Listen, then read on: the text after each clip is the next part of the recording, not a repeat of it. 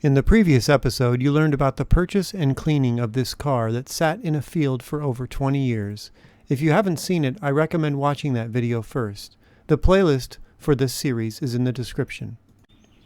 In this episode, I try to get ignition power so I can find out the mileage and so I can try to start the engine.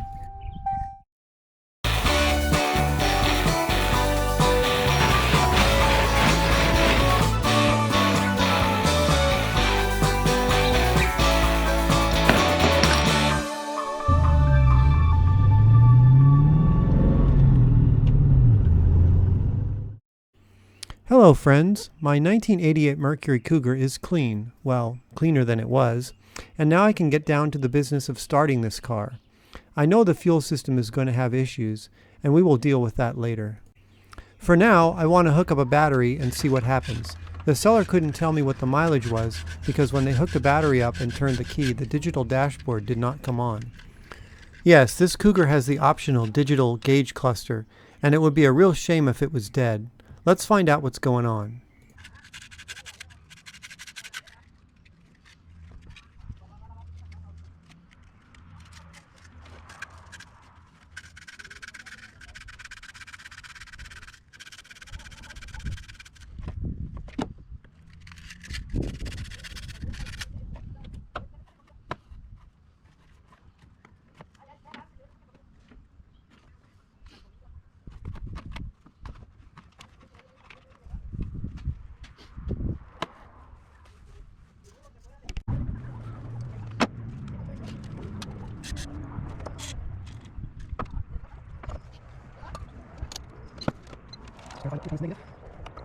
I'm going to perform some continuity checks for the ground to the chassis and to the engine.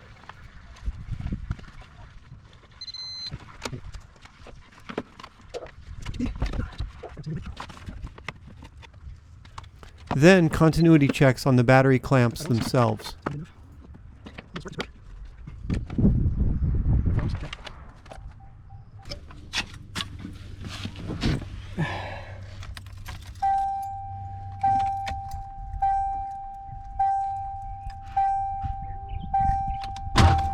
Oh, engine's not stuck.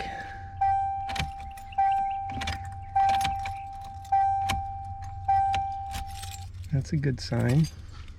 Panel dim.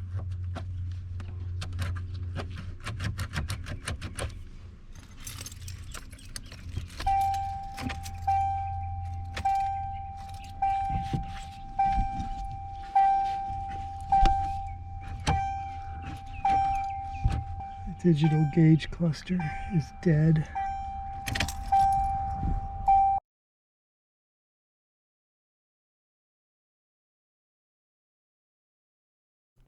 The gauge cluster isn't working, the radio isn't working, the HVAC fan is not working, and the turn signals aren't working.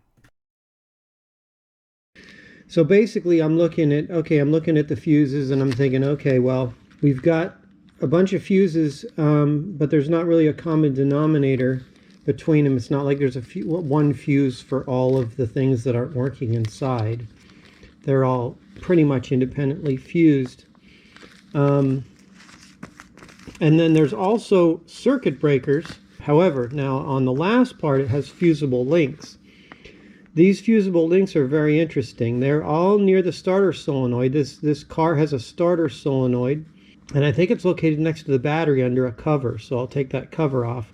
And here we have an ignition feed, and that would do it, I think. That would definitely do it if there was something wrong with the ignition feed. And actually there could be something wrong with all of them. The one thing we do know is that I was able to crank it so the starter solenoid is actually working.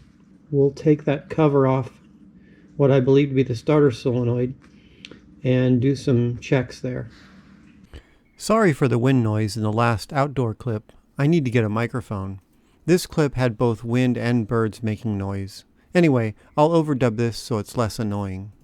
Both the starter solenoid and ignition coil are located under this cover. Those fusible links I'm looking for connect directly to the starter solenoid on the battery side.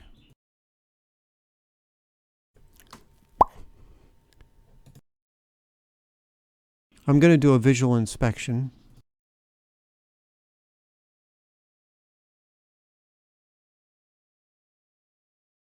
Now I'm going to use a test light to check some of the connections.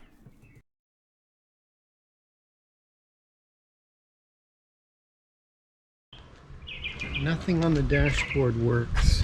So the seats work. They're fully working in the mirrors. The wipers don't work. Pretty much everything that doesn't need the ignition is working. You know what sucks is they don't give you the colors. That's not very helpful. I mean, it does as far as the gauge of the wire. So the ignition feed is black. So, yeah. The path of the ignition feed is pretty much straight back to the firewall on the driver's side, and I did not find any damage there. So I switched my attention to the inside to take a look behind the lower dash. Then I got the bright idea to get to the ignition switch itself, where the feed wire was likely going to.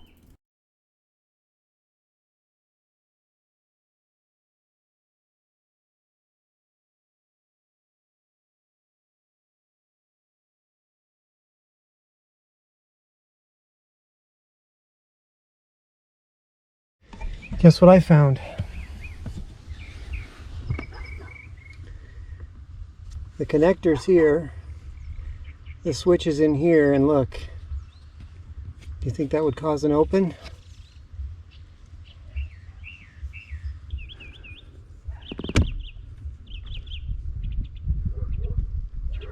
Jeez, I wonder if I can hold that, or if it's even just working right now.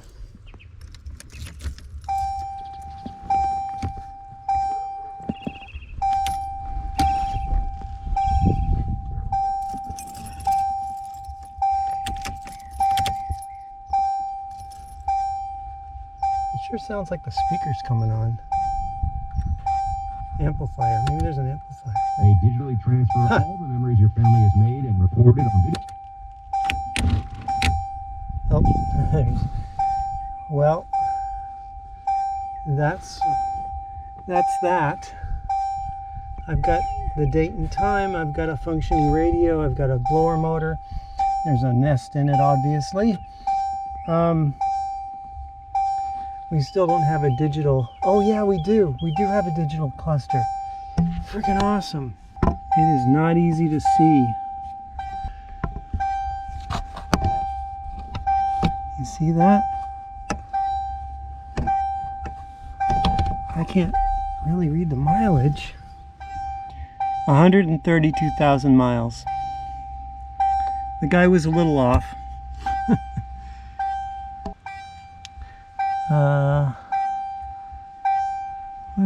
What does that 15 say? What is that supposed to be?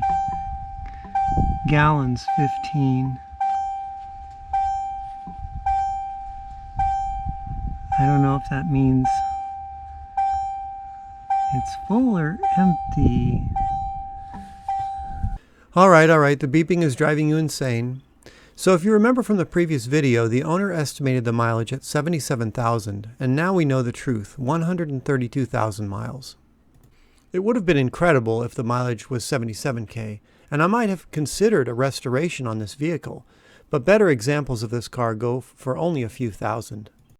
I'm not very interested in losing hundreds or thousands on this car. Most pieces of rubber and many plastic parts would need to be replaced, and it would need a complete brake overhaul. And then there's the paint. But feel free to contact me through my website if you want to make an offer. What would you do? Let me know in the comments. Another disconcerting discovery on the digital dash is the fact that it indicates there is 15 gallons of 22-year-old fuel in the tank. Stay tuned for the next video where I attempt to clean what is likely the worst fuel tank on YouTube. But for now, let's see if we can temporarily make the ignition switch reliable. You just have to remove the connector.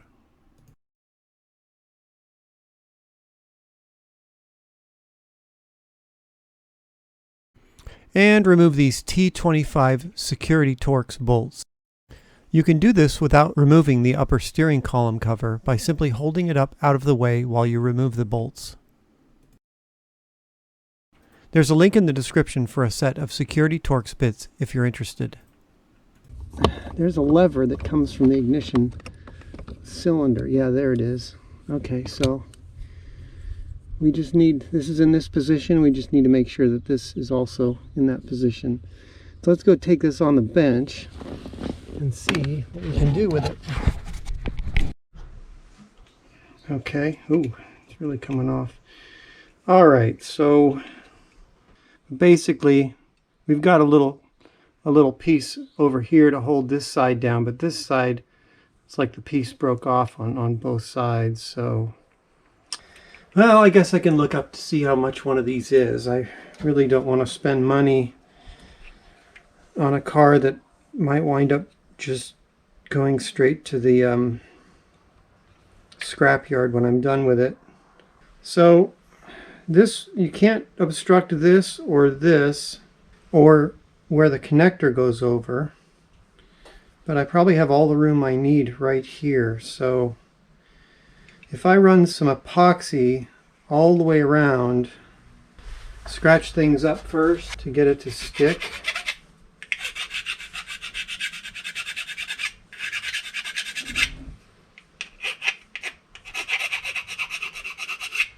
I'll wipe this down with acetone, but I'd like to get this metal to where the epoxy wants to stick to it. Okay, let's do this. Closed. Just had a box fall apart. 5 minutes, Loctite 5 minute, translucent yellow, general purpose.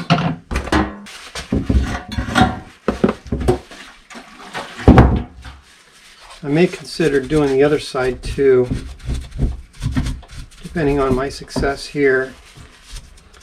Apparently this is a common problem. I was just watching a video on how to do this. I completely TLDR'd it because I don't know, just so many people on the internet have to be a personality these days.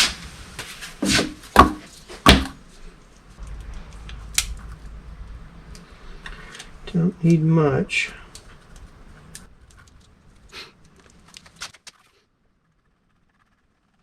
So I knew the instrument cluster wasn't working obviously, and now we know why. Now it's working, I think.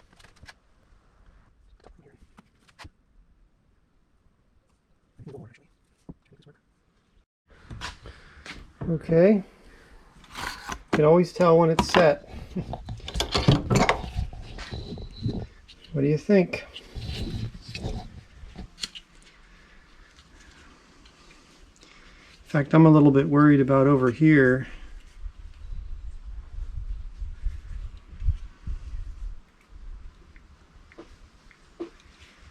Yeah, I don't want to have to pull that all apart again and have any problems. I'm going to go ahead and glue all the way around this thing. So after gluing the other side and reinstalling the switch, which I won't make you watch, there is just one more thing I want to do before starting the engine. I want to disconnect the fuel pump. I don't want it to run when I crank the engine. I don't hear it running anyway. It's probably dead. But I'd really not like it to decide to start running. I don't want it to pump bad fuel into the fuel system. So oddly, I do not see any fuse for it in the fuse information. Either it's an inline fuse or it's just depending upon the inertia switch. It's in the trunk. So this is it. And it was mounted right here. And you have to remove it to get the connector out because the connector is on the bottom and you can't pull it out. So now I decided to check the fluids. Okay, here's our oil. It's full and not too dirty.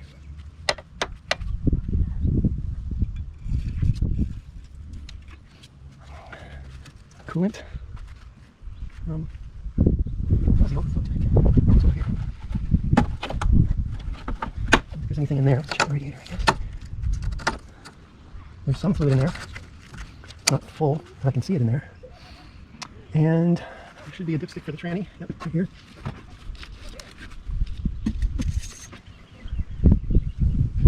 There's fluid in the tranny. And it looks clean. Okay. So here we go. Here we go, we're gonna crank.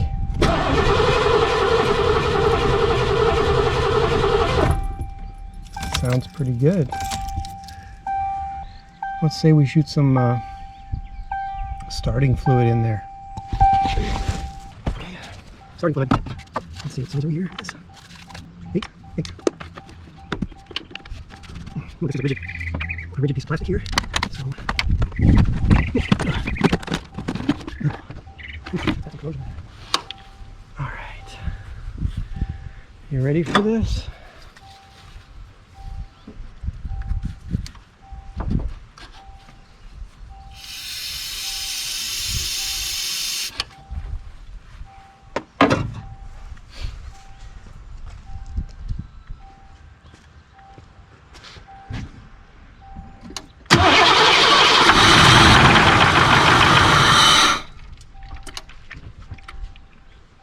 Started.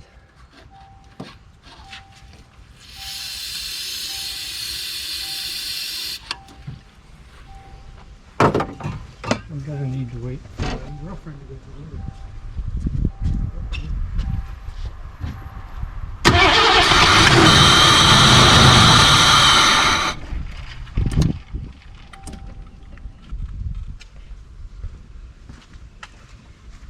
So I can keep it running for more than a few seconds. But you know what? It sounds pretty good to me. Sounds pretty good to me. One last thing for this chapter of the 88 Cougar revival. I want to mess around with the digital instrument cluster a bit. Maybe make it brighter somehow and see how it works. Okay, so the instrument cluster.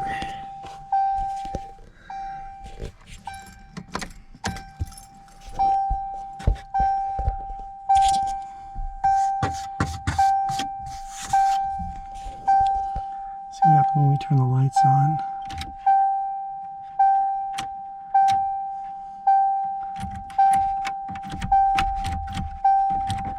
And I'm trying to use the dimmer, and it's not really doing anything. I didn't notice it at the time, but looking at the footage now, apparently I just fixed the brightness of the instrument cluster. I was repeatedly wiggling and flipping on the headlight and dimmer switches. It must have been stuck in dim mode, which it should only be in when the headlights are on. Forgive the constant beeping, but you must understand the smell is only bearable with the doors open. I am not sure I will ever get the smell completely out of this interior. Okay, let's see here. Select. Instant economy, average economy, OTE,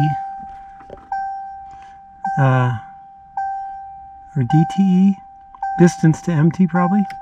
Distance traveled, average speed. That's cool. Gauges. Let's push the button for gauges. That's the temp. Oil pressure. Battery.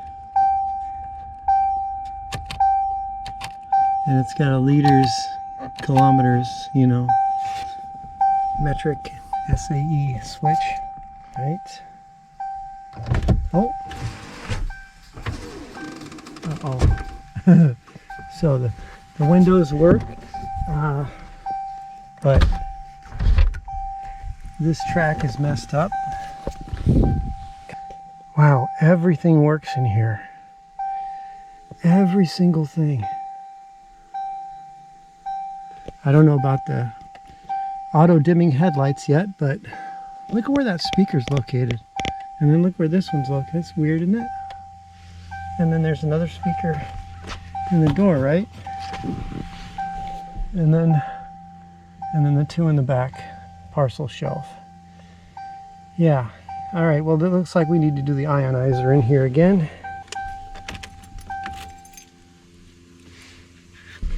Yeah, because it kind of still smells.